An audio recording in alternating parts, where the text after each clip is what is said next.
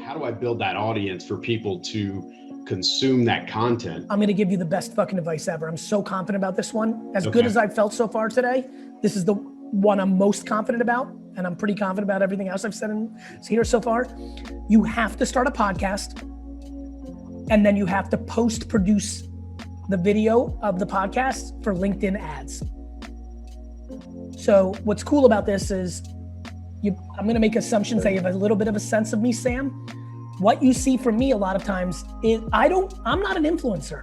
I'm a businessman who figured out how to do things that could be recorded to then be my content. Right. My entire speaking career, which is lucrative, is mainly because I want the content. It's fucking crazy. So you're getting paid for something you're going to do already? No, even better. I'm getting paid for something I wouldn't have done otherwise that is impacting me even more on my core business. Yeah. You know how fucking crazy that is? That's basically what I want you to do. Watch how this works out. So you stand up a financial service or a money management or whatever, you stand up a show, Dollars and Cents with Sam Rodriguez, right? That's the show. Now that you have a podcast, you'll be blown away by what I'm about to say. You start cold emailing people on LinkedIn to be a guest that are fancy people, like people that are in CNBC and the Wall Street Journal. And 1 out of every 29 of them, Sam, is gonna say yes because everybody is a publicity whore. Okay. So how do you even get an audience for your podcast? How do you build that audience? LinkedIn. So this is the next part. So you film the first one with Calvin. It's 42 minutes. Now you have to have the ability, whether you learn this yourself because it's fun, whether you have a younger sibling, whether you hire an intern, Jay is this guy, I assume, in Calvin's world, or he definitely had somebody in his world do this because he had 6. And I'm assuming Jay handles a lot of those things now, but you figure out at the lowest possible cost, Sam, which starts with you. Do you watch 20 hours of YouTube videos for free of how to use Adobe? I'm thrilled if you want, I'm sure my team will give you 15 minutes for free to how to stand up a podcast. I probably have an article on my website right now that explains it all. So you start up the show. You then have 5 moments in your meeting with Calvin that were good points. You felt you sounded smart. Calvin made a good stop. Thank you, Kate. There's something called Stork. I'm sure Kate will tell you about that. So, but by the way, and on the record, I know Stork is wildly inexpensive as a newsletter, but still, you can definitely find this stuff for free. It might just save you time. You might want to pay $39. That's why people pay those kind of things, right? The time of finding the free. Anyway, nonetheless, you then cut those 5 clips and then you post them with copy on your LinkedIn. LinkedIn is the B2B version of TikTok right now.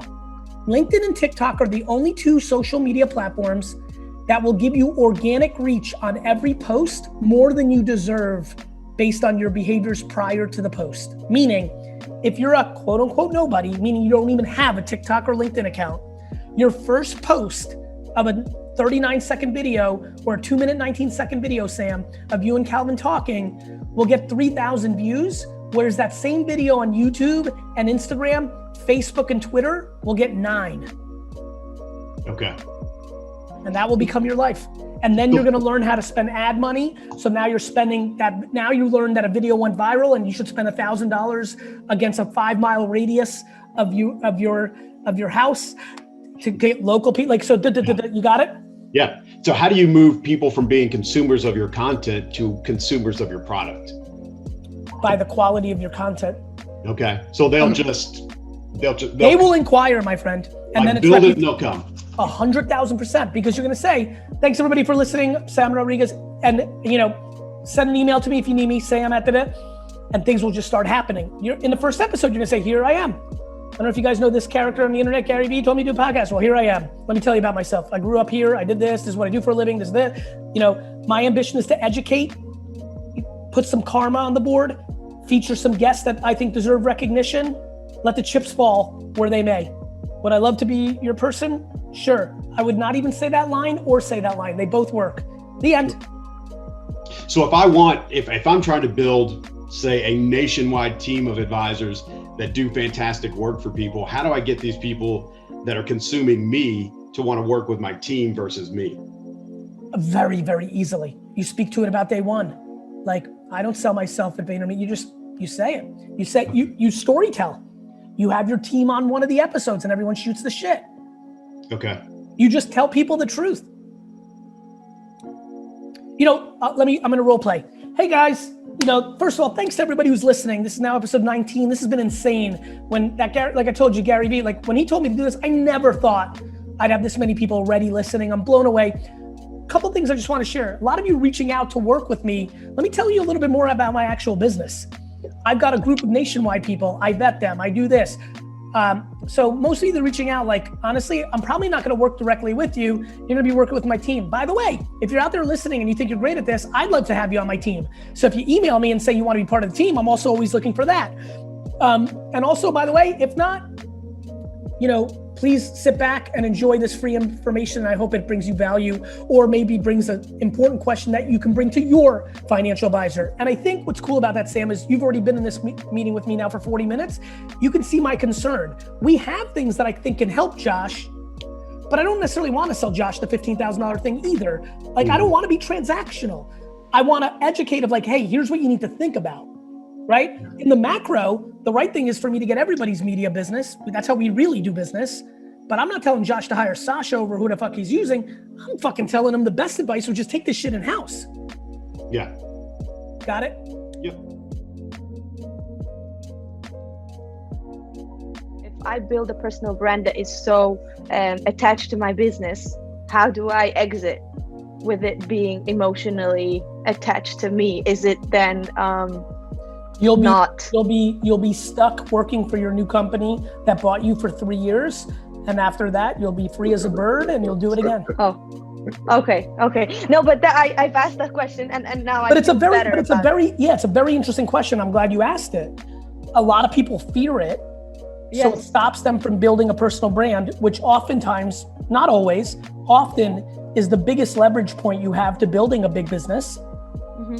But look at the history of time, even closer to your world. Bobbi Brown, the incredible makeup artist, she sold her company. She worked for Revlon or L'Oreal or Estee Lauder. I don't remember which big company bought her for several years, non-compete, and then she moved on. I'm currently living this right now. I started a wine brand. I sold it to Constellation in March. I'm tied up for another 3 years.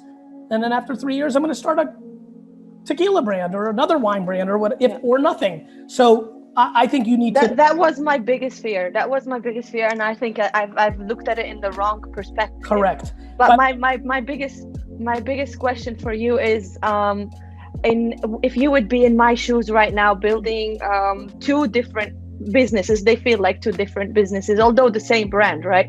What would your strategy be there if you were me? I would think about the world in a 60-20-20 realm. Mm-hmm. 60-20-20. All of my behavior, the way I would staff, my brain, my heart, the way I would think about the world would be 60-20-20. Let me explain. 60% of my energy, time, money would be around the brand, because to your point, it's the same brand, two different functions. Mm-hmm. Yes. 20% of my heart, my soul, my money, my energy would be for the unique individual businesses to stand up their needs.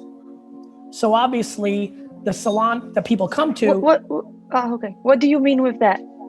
You've got, correct me if I'm wrong, you've got the salon and then you're selling the product direct to consumer. Yes. So spending time to hire a manager for the salon, thinking about the aesthetics of the salon, renovating the salon, changing the prices of how much you charge at the salon. That gets 20% of my energy. It really gets 80. It really gets 80 because the 60% up top is I'm always thinking about my business and my brand. Yeah. Same on the other side. Having a meeting around cardboard with Matt or packaging is not something the salon needs, but it's something your DTC business does. What I'm giving you is a triangle to think about your day. Why that works is then you don't get too far away from one side or the other because you've got to carry both balls. Understand? Mm-hmm. Mm-hmm. So that's how I would think about it. They're different businesses, but they're all one business. Yeah. Make sure it's like having two children. Yeah, it feels that way, yeah. Right, but they're both your family, they're both your children. You're gonna care equally and passionately, and like if anybody, you know, some of the people here are further along in their parenting lives, sometimes one child needs a lot more attention for 36 months than another one for a week, And so being mentally prepared to bounce between where you need to be is important. But I think what you have is exactly right. I think you've structured it properly. I think in today's world, having a DTC and a physical component is a very smart strategy. For example, as you've been noticing, I've been sipping on something. This is called bone broth. I am obsessed with it. I am seriously thinking about, not kidding, getting into the bone broth business. And when I think about it, I think about having a incredible, beautiful location, one in New York, one in LA, one in Austin, one in Miami, one in Chicago, right? One in Denver, and then a very aggressive refrigerated direct-to-consumer business. So, you know, I think you do both in today's world of internet and real life. You should be in both if you're capable. Some people are not, but I like the way you're going about it.